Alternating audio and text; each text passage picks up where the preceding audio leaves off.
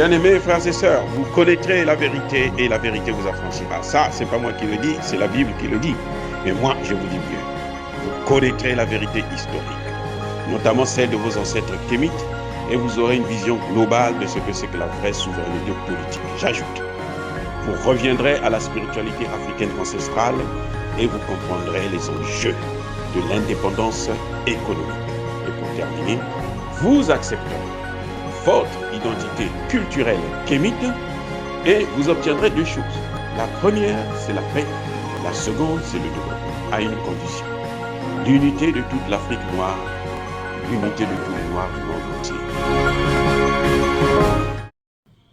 Otep à tous. Bienvenue sur la chaîne des panafricanistes par essence, par conviction et par excellence.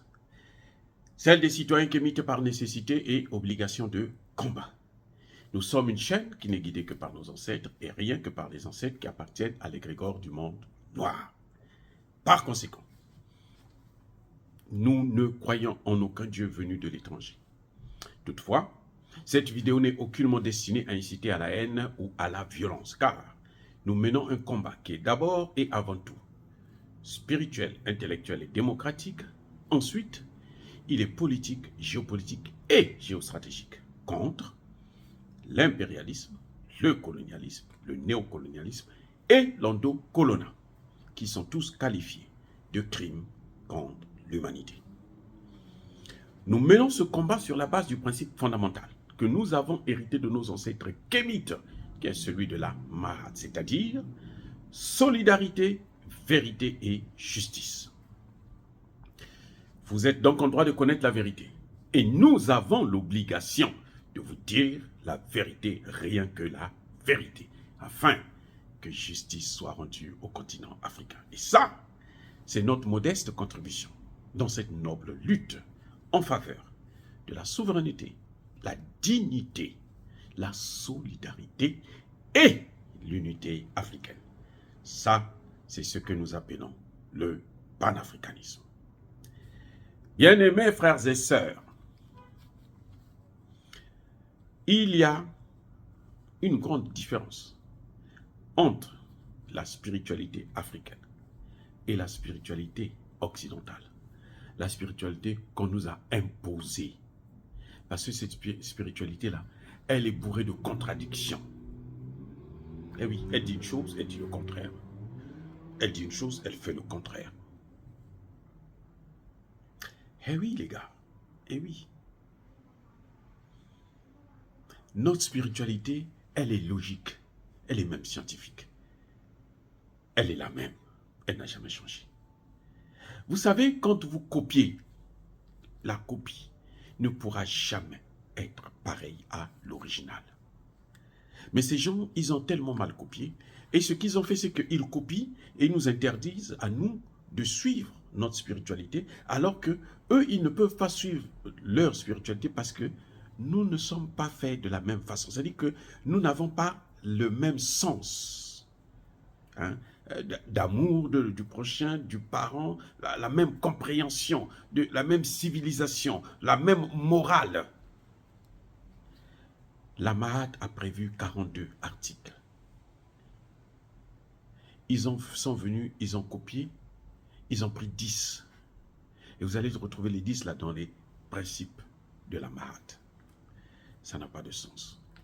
Mais aujourd'hui, je vais vous faire lire, on va lire un passage biblique qui montre qu'ils n'ont rien compris et que leur religion a été faite d'abord et avant tout dans un but précis qui est celui de nous éloigner de notre spiritualité, qui est celui de mettre un mur, un barrage, un clivage, une rupture entre nous et nos ancêtres. Ce passage se trouve dans Lévitique. Lévitique, on va lire au chapitre 20, verset 6. Que dit leur fameuse Bible, le livre de Dieu? Si quelqu'un s'adresse aux morts et aux esprits pour se prosterner après eux, je tournerai ma face contre cet homme, je le trancherai du milieu de son peuple. Qu'est-ce que ça veut dire? Ça veut dire, le culte des ancêtres, il ne faut pas le pratiquer. Ça veut dire quoi? Ça veut dire que nous devons oublier notre culture pour suivre la leur. Pourquoi eux, ils disent ça? Ils disent ça parce qu'ils sont des nomades par nature. Le professeur Omotunde avait su bien expliquer ça. Si vous essayez de revoir un peu ce qu'il avait dit, vous allez retrouver cela. Que eux, ils sont des nomades en fait. Le patriarcat, c'est chez eux. Nous, chez nous, c'est le matriarcat. C'est la mère qui est la plus importante. C'est parce que c'est la mère qui donne naissance. C'est la mère qui donne la vie. Eh oui, c'est pas le père, c'est la mère. Il nous interdit parce que eux, ils sont habitués. Les nomades, eux, ils se déplacent. Quand tu meurs, on t'enterre, les autres continuent à partir. Et ils ne reviennent pas sur leur chemin, sur leur trace. Ils ne reviennent pas là où ils étaient. Vous comprenez? C'est ça le problème. C'est pour ça qu'on vous plante des articles comme ce que je venais de vous lire. Parce que ça montre bien ce qu'ils sont exactement. Et là, le professeur Omotunde avait raison.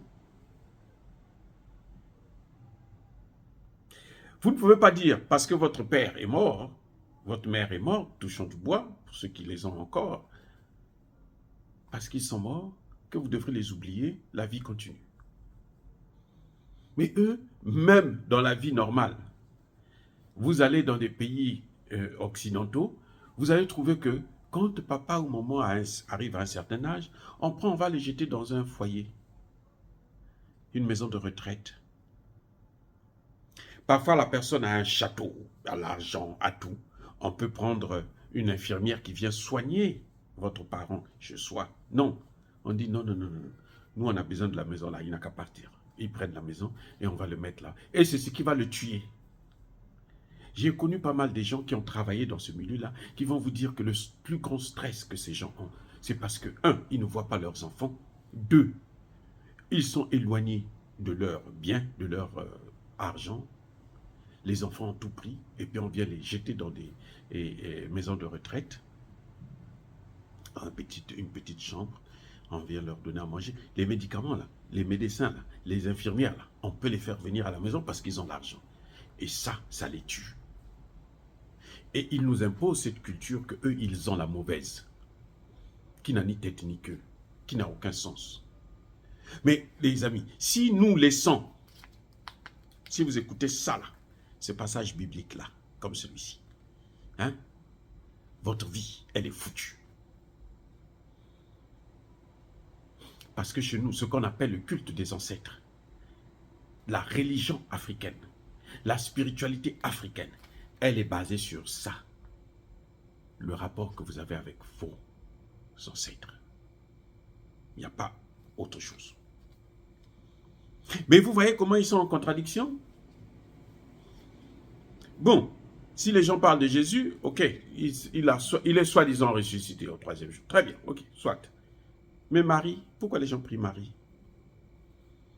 Ils ne devaient plus s'adresser à Marie. Yves ne devait plus s'adresser à Pierre, à Paul. Paul qui était d'ailleurs un grand tueur. Hein. Paul, vous savez que c'était un grand tueur. Hein. C'est lui qui tuait tous les chrétiens. C'est à la fin de sa vie qu'il aurait rencontré le Messie. Donc, ils nous interdisent à nous. Ils ont tout préparé pour nous éloigner de ce que nous avons comme culture. Alors que ils veulent qu'on puisse être comme eux, alors qu'ils savent très bien qu'ils ont échoué. Ils ont appris l'agriculture chez nous, parce que les nomades ne peuvent pas avoir des champs. Ça, c'est chez nous qu'ils ont appris ça. Et maintenant, c'est eux qui veulent nous apprendre l'agriculture. C'est eux qui veulent nous donner des leçons en ce qui concerne l'agriculture. Parce que c'est eux qui ont pris un avantage, un léger avantage, à part les armes, bien entendu. Puisqu'avant l'esclavage, ils ont passé au moins 500 ans à nous combattre. Tous les pays que vous voyez, la France, l'Angleterre, le Portugal, l'Espagne, l'Allemagne, tous, Ils nous ont fait la guerre pendant 500 ans. C'est après ça, quand ils ont pu occuper le fauteuil du pharaon, c'est là que maintenant, ils ont choisi une autre méthode, celle de l'esclavage.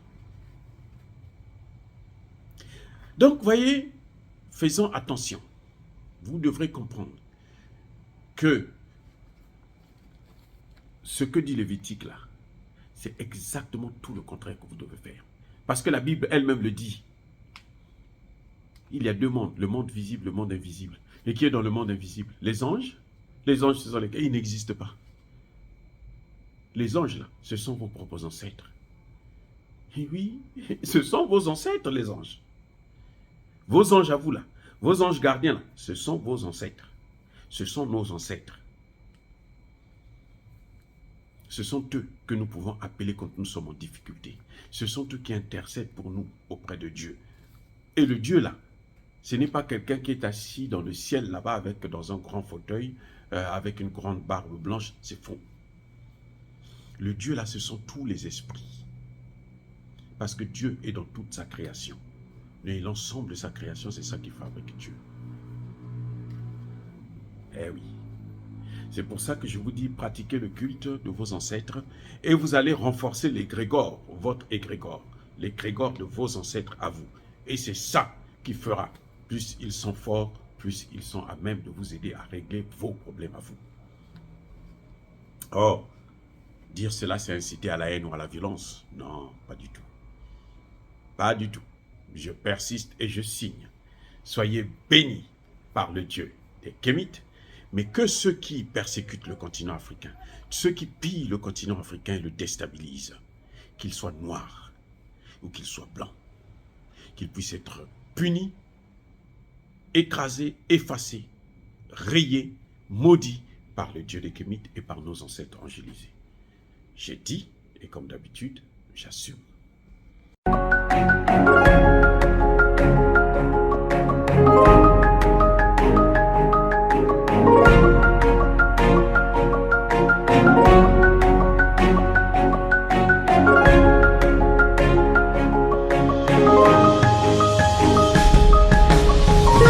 Eux, ils marchent par la foi et non par la vue.